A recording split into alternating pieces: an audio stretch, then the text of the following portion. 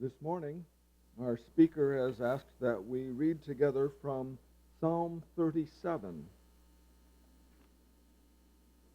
Psalm number 37. Reading verses 23 through 40.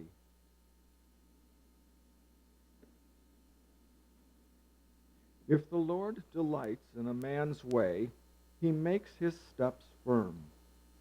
Though he stumble, he will not fall, for the Lord upholds him with his hand. I was young, and now I am old, yet I have never seen the righteous forsaken, or their children begging bread. They are always generous and lend freely. Their children will be blessed. Turn from evil and do good, then you will dwell in the land forever. For the Lord loves the just and will not forsake his faithful ones. They will be protected forever, but the offspring of the wicked will be cut off. The righteous will inherit the land and dwell in it forever. The mouth of the righteous man utters wisdom, and his tongue speaks from what is just. The law of his God is in his heart. His feet do not slip. The wicked lie in wait for the righteous, seeking their very lives. But the Lord will not leave them in their power, or let them be condemned when brought to trial. Wait for the Lord, and keep his way. He will exalt you to inherit the land. When the wicked are cut off, you will see it. I have seen a wicked and ruthless man flourishing like a green tree in its native soil. But soon he passed away and was no more. Though I looked for him, he could not be found. Consider the blameless. Observe the upright. There is a future for the man of peace. But all sinners will be destroyed. The future of the wicked will be cut off. The salvation of the righteous comes from the Lord. He is their stronghold in time of trouble. The Lord helps them and delivers them. He delivers them from the wicked and saves them because they take refuge in him.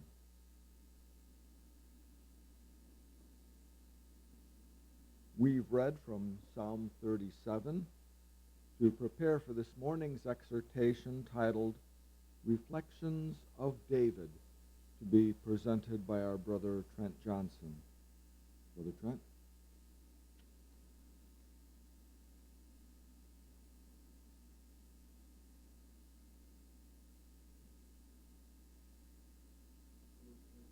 All right.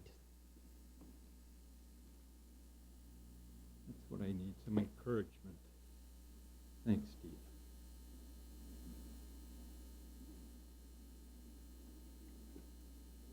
How was it downtown, by the way, Glenn? Was it... Oh, did you?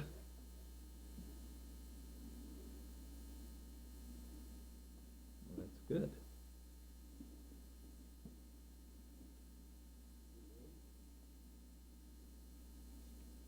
All right. So Psalm 37 is written by an old David. And I was thinking about one of my favorite stories, and that's what I'm going to talk about today, and that's David and Goliath. And I was wondering about if David ever brings it up in any of his writings, like he thinks back on days past and talks about how he slew the mighty giant when he was young. And it doesn't seem like he really does. The only thing I could find in this passage, and this depends on what version you read, is verse 37 in the Revised Standard Version, or verse 35, in chapter 37, which in the Revised Standard it says, I have seen a wicked man overbearing and towering like a cedar of Lebanon. Again I passed by, and lo, he was no more. Though I sought him, he could not be found. So that might be a passage where he reflects on his the destruction of Goliath. But really, if it is, it's pretty general here. And the whole chapter, when he's going back, I was just thinking, what would I do? I'd be telling my grandkids about it, I'm sure, and my kids, and maybe he did, who knows. But I think as we go back through the story, there might be some reasons that he wouldn't, that he would not consider himself that important in the story, which seems odd, but it could be the case. So I also want you to think about your own lives, and especially the ones that are older, the things that you reflect on in your life, whether you think about all the good things you've done, or do you dwell on the bad things that have happened in your life. What kind of things do you think about as you reflect on your own life? So the story of David and Goliath, as I said, I'm fascinated by that story, and it always seems like a great story, and you think of it differently from when you were a kid, at least I do, as to when you get older, and you think of different things that are remarkable about the whole story. We used to have a life-size poster. I think we brought it in before, Sue and I, that we made of Goliath, and he's a big guy. Like, if the measurements are correct, he's about 9 feet tall. So just get that in your head. And I think when we hung it up here, it would go from ceiling to floor. So that's how big Goliath was. But the story actually starts a little earlier. At least I'm going to start earlier. And it's the story of Israel trying to make themselves into a viable nation, that they are battling with various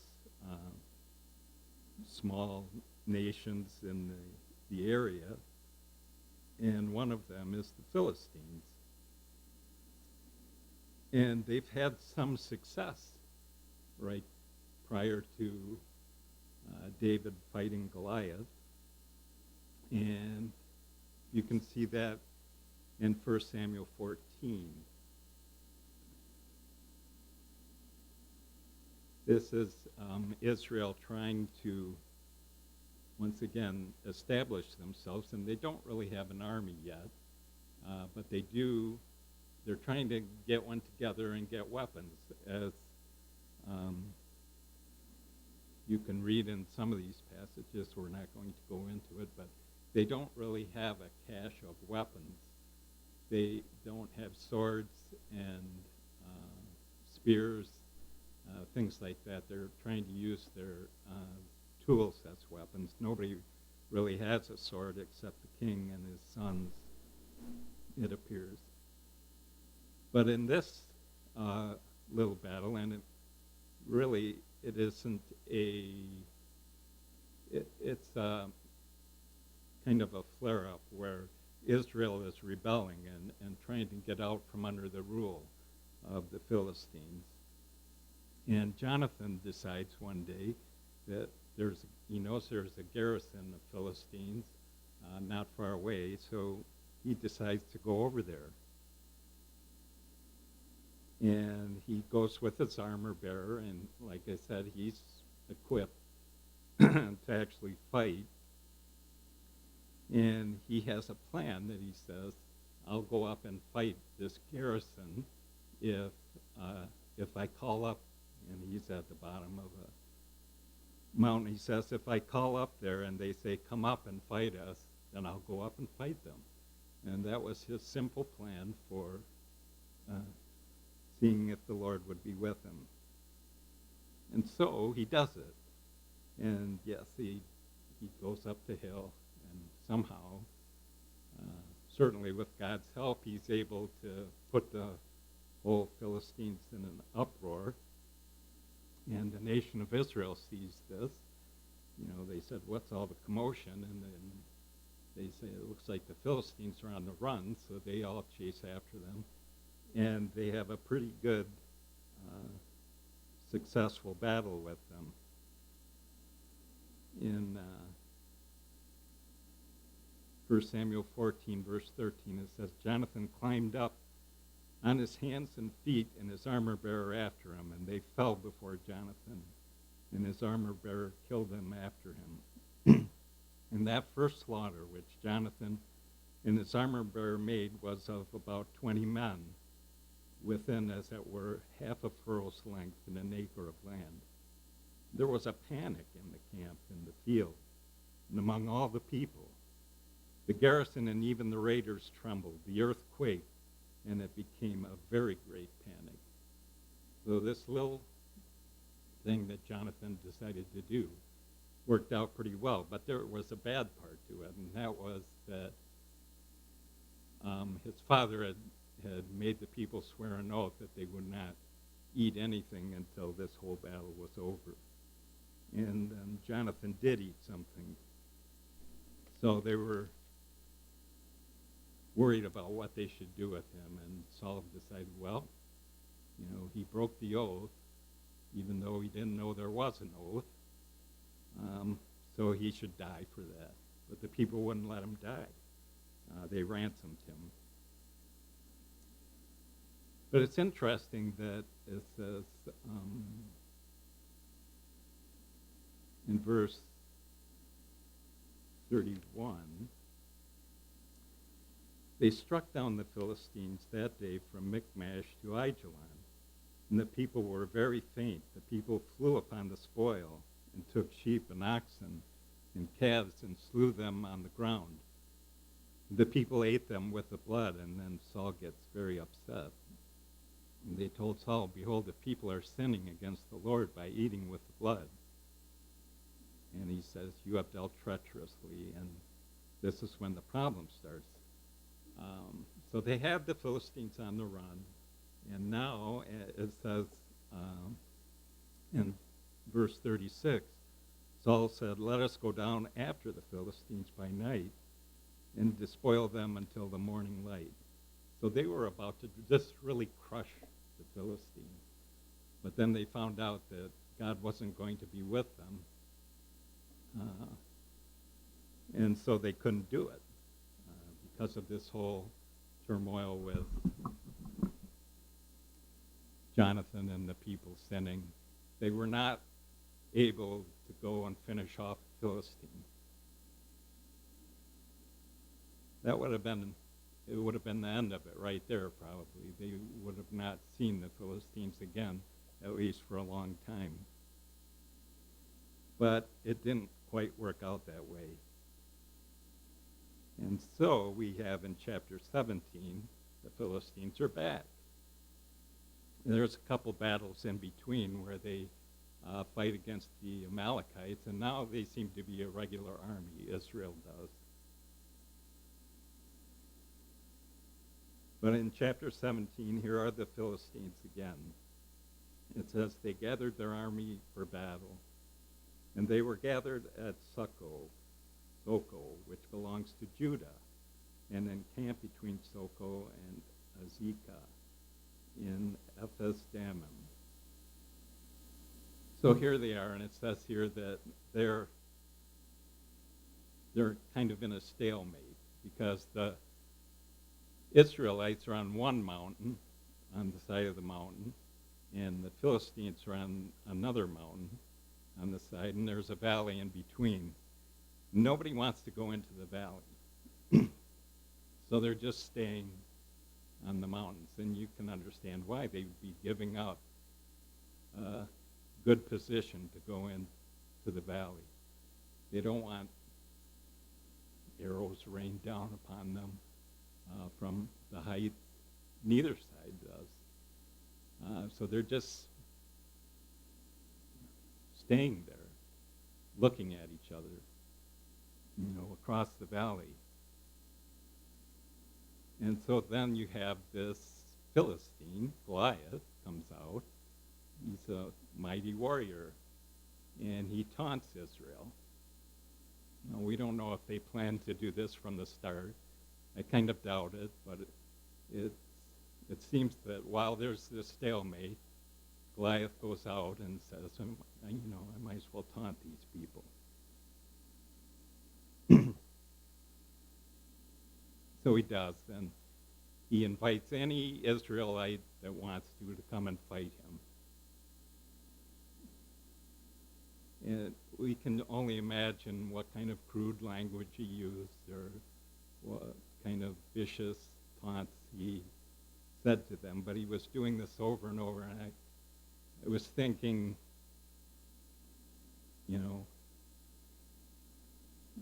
giants can, even tall, strong men can be beaten. So maybe the first time Goliath went out, he was a little worried that somebody might come out and fight him, because, you can look at boxing or any kind of fighting. There are not tall guys in those kind of sports because they can be beaten. But I think once he got out there a few times and saw that nobody was going to challenge him, he was happy to go out there every day and say how great he was and how great their gods were and how he could not be defeated, and mock the Israelites each day. But the Israelites would not go down into the valley no matter, and they had no man that would go down for them. So this goes on for how long? Do you remember? How long does Goliath go out there? It says every day for 40 days. So over a month, he was out there taunting them. And still, they would not budge. Neither side would budge. The Israelites could not be drawn down into the valley, and the Philistines would not go down there. And yet Goliath would come down every day and mock the Israelites.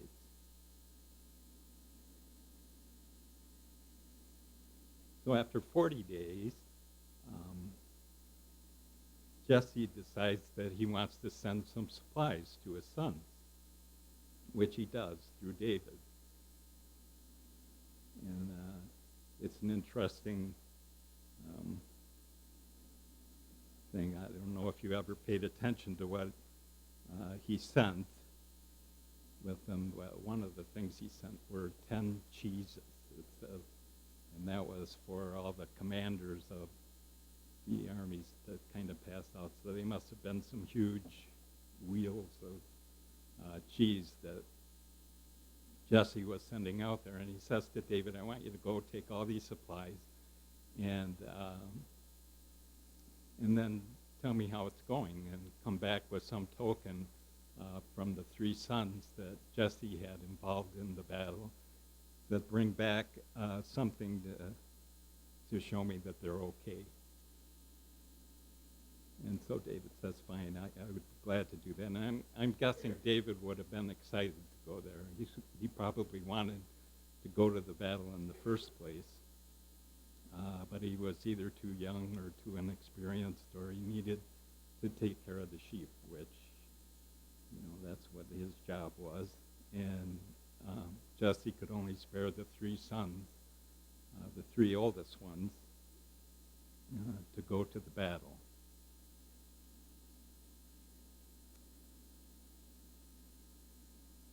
So I was thinking of that, and I was thinking about how Goliath comes out to taunt them. And it reminded me of Numbers 13, when the spies came back from the land.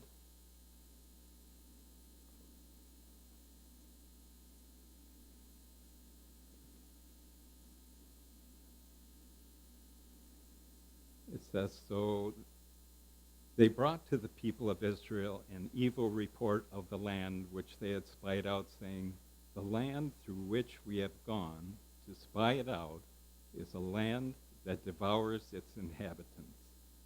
And all the people that we saw in it are men of great stature. And there we saw the Nephilim, the sons of Anak, who come from the Nephilim. And we seem to ourselves like grasshoppers, and so we seem to them. And I thought it was interesting, too, that it says at the end of 40 days they returned from spying out the land. And they brought a lot of the goods back from the land after they had spied it out. So we're on kind of the same schedule here. They spent 40 days in the land, and when they were in there, they saw giants. They saw men of great stature, and they said, there's no way we can beat these people. Now here they are back again in the land. They've been in the land for a long time now, and here are these giants again, or at least one. Giant, and after 40 days, David comes to the camp and sees what's going on. And when David gets there, he sees Goliath come out and make his proclamation about how stupid they are and how great he is, and how he, if anybody dares challenge him, he would be glad to accept it. And David watches, and he sees the men of Israel flee as Goliath walks across the valley, shakes his spear at them, and says, who dares challenge me? And everybody backs off and says, not me. It's not going to be me. And David sees that, and he's amazed by it. He says, why doesn't anybody go down there and just kill that guy? He doesn't see a giant down there. He just sees a dead man. He sees somebody that dared to defy the living God.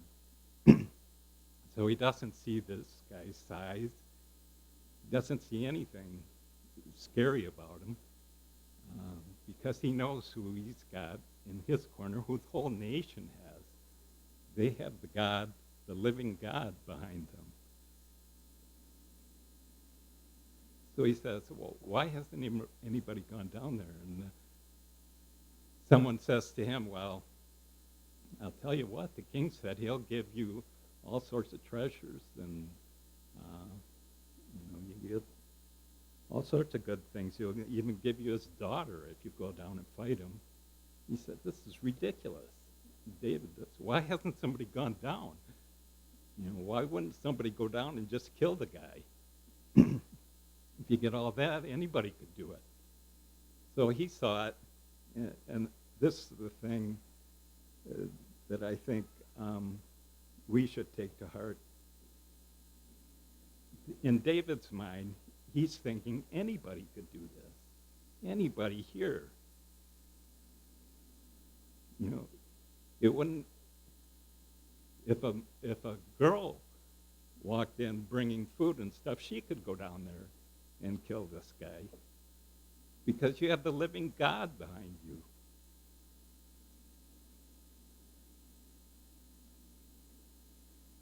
So when David came there, he was not planning to come and kill a giant, but once he got there, he said, I might as well do this. Why would I not? It's like ridiculous to him. Why would I not just go down and kill him and take all these treasures that the king wants? So he hadn't planned to come and kill the giant, but he said, no problem, I'll just do it. So he's got nothing really to fight with. But it's like, and I wish, and hopefully we all can get to this point where you just say to yourself, it is not a problem. There's nothing in this world that is a problem for me if God is behind me.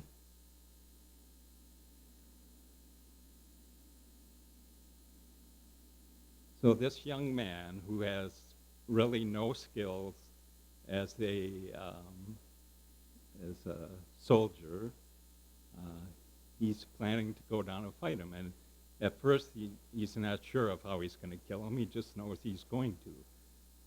So they say, okay, put on some armor if you're really going to do this, and you must be crazy. But I think David's starting to, his whole cause is starting to become clear to them, that he's starting to convince people that maybe he could actually do that. One other thing I want to note is that his brother, his oldest brother, it says Eliab, was angry with David because he thought he came there for evil purposes, maybe to watch him battle and be killed or something, I don't know. But David's only thought was, if anybody goes down there and fights this guy, they'll win. So why doesn't somebody do it? Just a warning to all of us.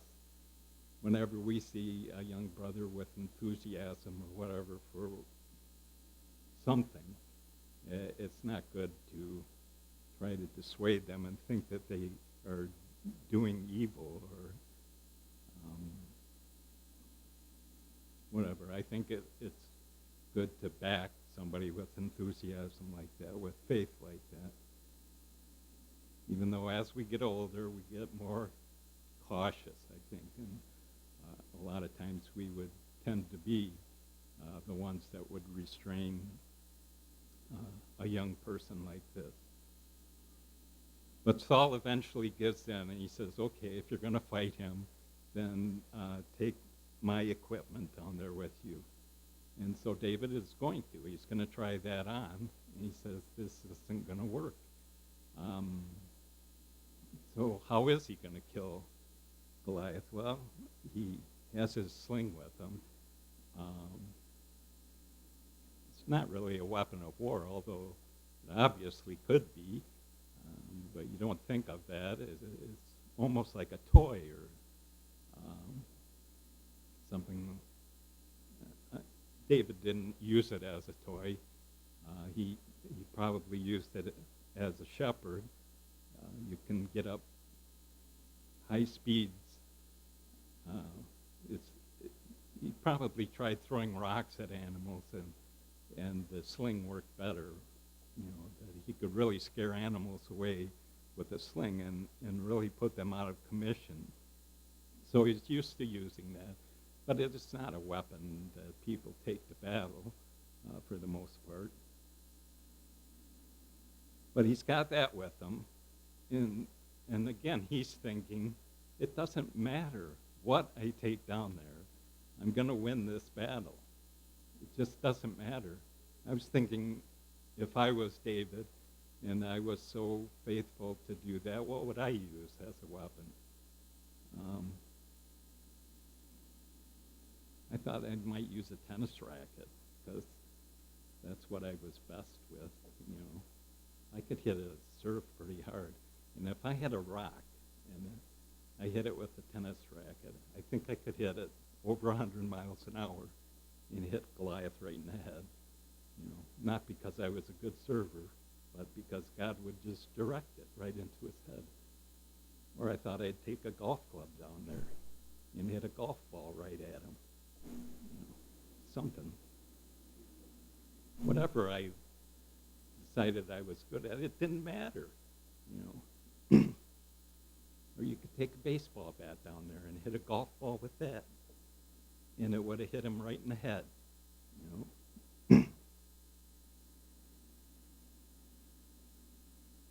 So I think that's what David was thinking, that it doesn't matter. It doesn't matter who goes down there. It doesn't matter what they use. This guy's dead. Why are you so cautious that you won't go down there and take advantage of this? This guy's a dead man. And you could be the hero and do nothing, pretty much. What kind of faith is that? It's exceptional. So I asked myself, was David uniquely qualified to do this job? Well, in some ways he was, because he's the only one that had that much faith. But as far as skills go, anybody could have done it. All you had to do was step out and trust God in faith. So seriously, any of us could have done the same thing once we realized that it was God's will that this man be struck down.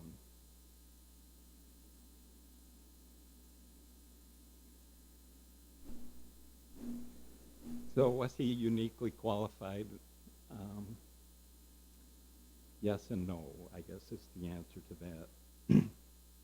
Yes, because he did reflect on God's word all the time. He understood that God was a real God and that he would take care of those who loved him.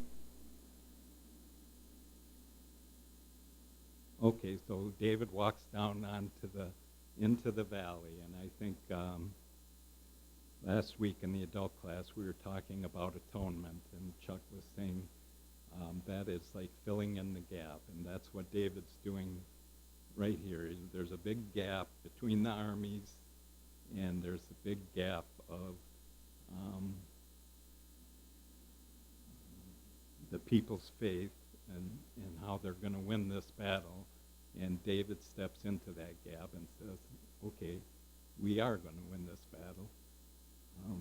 So essentially, I would say he's atoning for the people's lack of faith, that he's filling in the gap there. And he's going to propel the people to victory through his faith.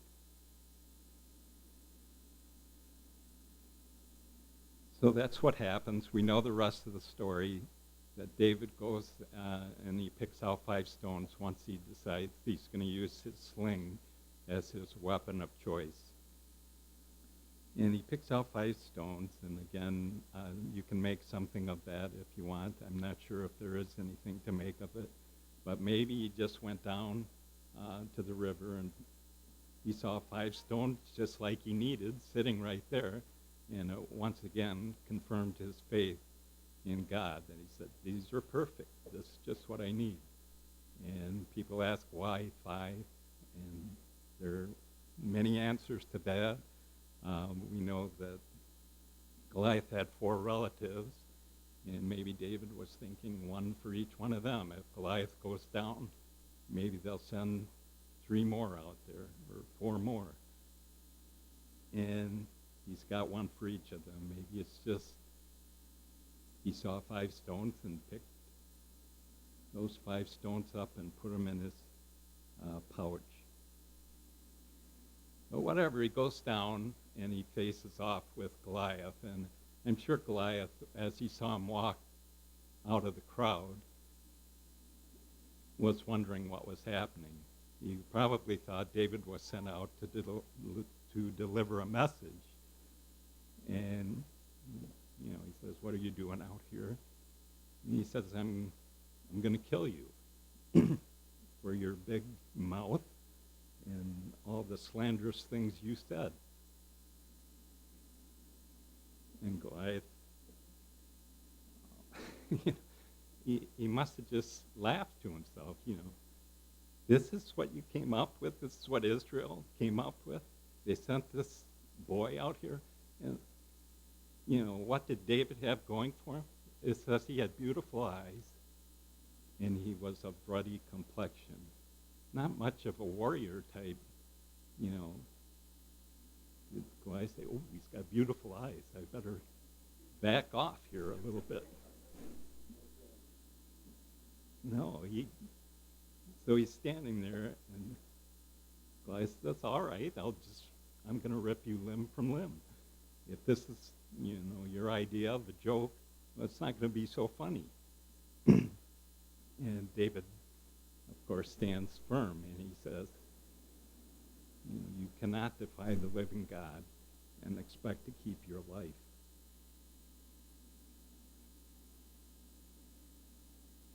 So he does. We know he just swings the rock around the smooth stone, and it lands right in his forehead, and he goes down. The giant goes down. We don't know if that killed him, but certainly having his head removed killed him, which David did. He rushes over there after Goliath goes down, and he cuts off his head. And that's the end of Goliath. And what a bad day for him. After 40 days of marching out there, being so proud and cocky and thinking, this is the best they can do, and now he's dead. Just like David said in the Psalm. The cedar tree fell, and he wasn't no more. I passed by, and I couldn't find him.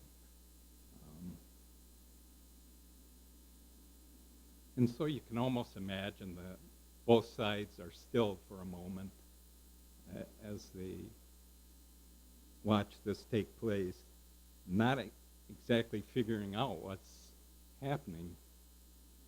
Like, I was thinking just like if I was out there with my tennis racket and served a rock into Goliath's head, everybody would be looking saying, what's he doing? And then all of a sudden, the giant's dead. And that caused a great, commotion as all the people rushed then. That valley seemed like nothing to them, and they rushed across and chased the Philistines away. And not that they never battled them again, but that was pretty much the end of the Philistines for that time. So what a great story that is. I always like to think about it. And again, I don't think David, reflected back on that and told his children, the great deed that he performed. I'm sure he said, I couldn't have done it without God's help. And it was all God. It was all God in this story. You can't just go down unprotected with I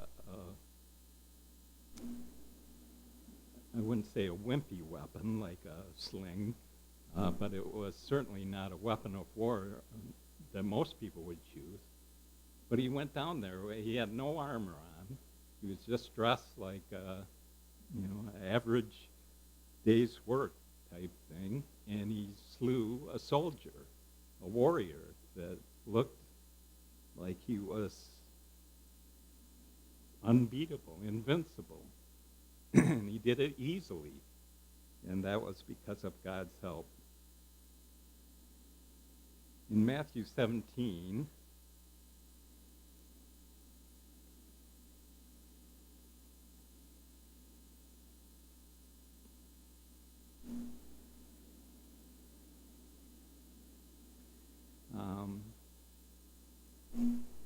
verse 20, the disciples are talking about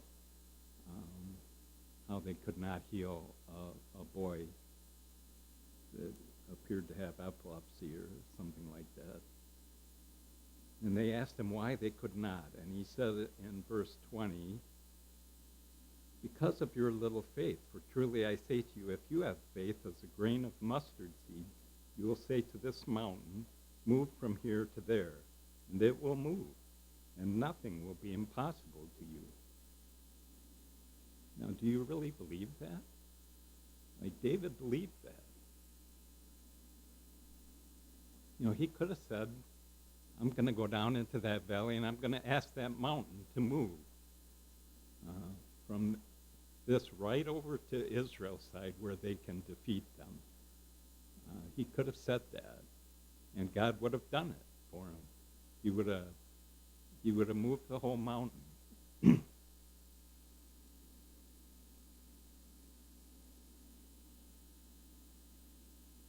I think that's always good for us to think about things like that.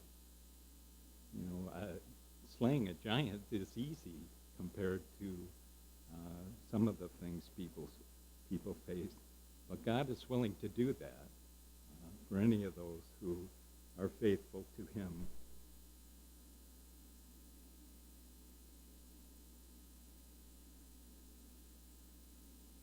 So when we consider our Savior, Jesus, you got to ask yourself, well, was he uniquely qualified? Well, of course he was. We couldn't step out like he stepped out. We couldn't say, I could do the same thing as Jesus because, again, he was uniquely qualified. But he does say one interesting thing, and again, a familiar passage in Mark 10.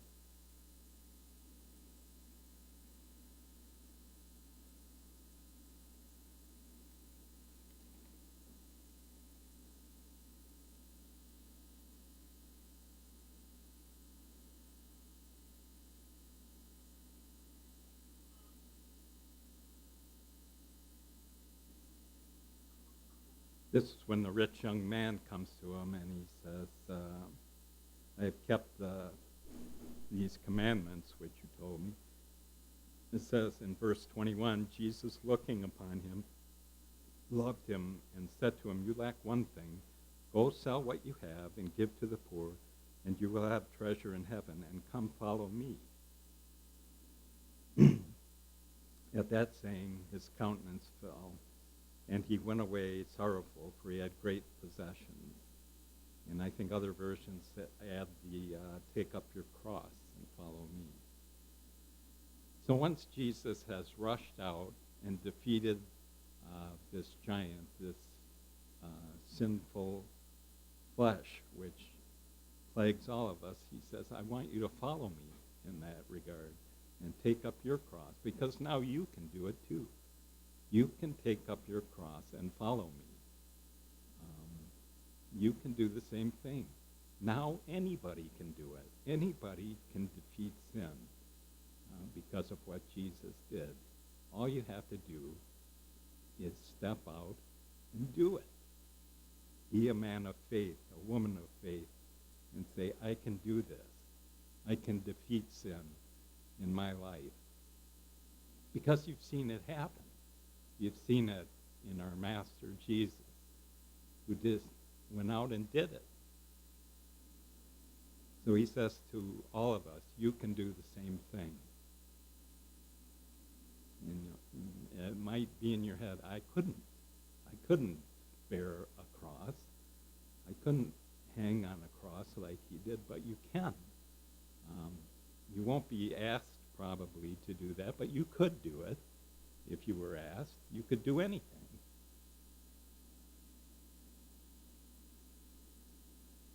And I think that was David's attitude, that he could do anything. And that giant was a small thing for him. We knew what was a big thing for him. Later on in his life, he did have trouble with sin and sinning with Bathsheba. That was a giant he didn't confront properly. And he was wounded by that one. But David was a faithful man, and he did say, of course you can do it. Of course I can do it. So that's the lesson this morning. And again, I was thinking about what David's reflections would be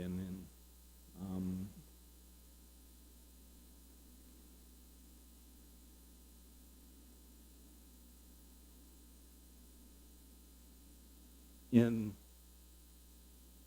Psalm 37, he reflects about the wicked and the righteous, and he said the righteous always come out ahead. You might think that the wicked have a little bit of a jump on you, but he says the righteous always come out ahead.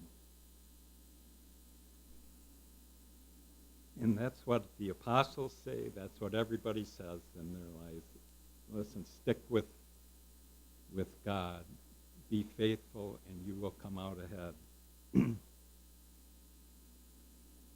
Paul says in Ephesians 3, and I'm going to close with this,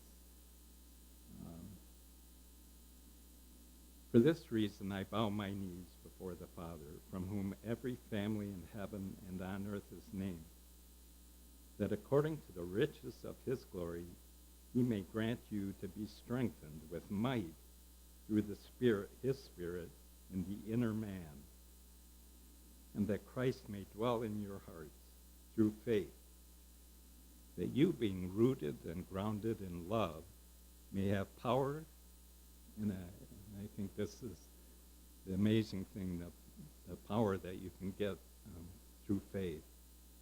You may have power to comprehend with all the saints what is the breadth and length and height and depth, and to know the love of Christ, which surpasses knowledge, that you may be filled with all the fullness of God. Now to him who by the power at work within us is able to do far more abundantly than all that we ask or think. It's one of my favorite passages. So, all that we ask or think, and maybe I'll ask for some help to get through this, but to him be glory in the church and in Christ Jesus to all generations forever and ever. Amen.